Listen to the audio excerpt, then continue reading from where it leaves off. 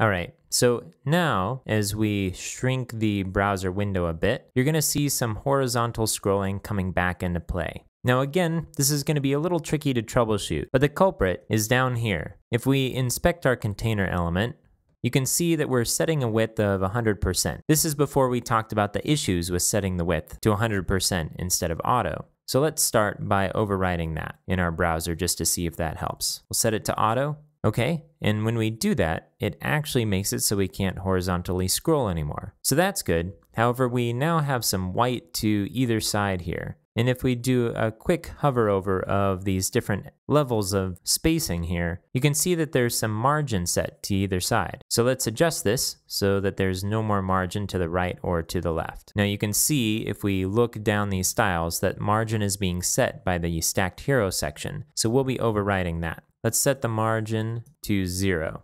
All right, and when we do that, our horizontal scrolling goes away and we're good to go. So these styles, I think, belong with the stacked hero section alt. So let's set it there. I'm gonna go back to our editor. Here's the stacked hero section partial. And in the alt here, we're gonna set the width to auto and the margin to 0. Let's save it and refresh in the browser. So not bad.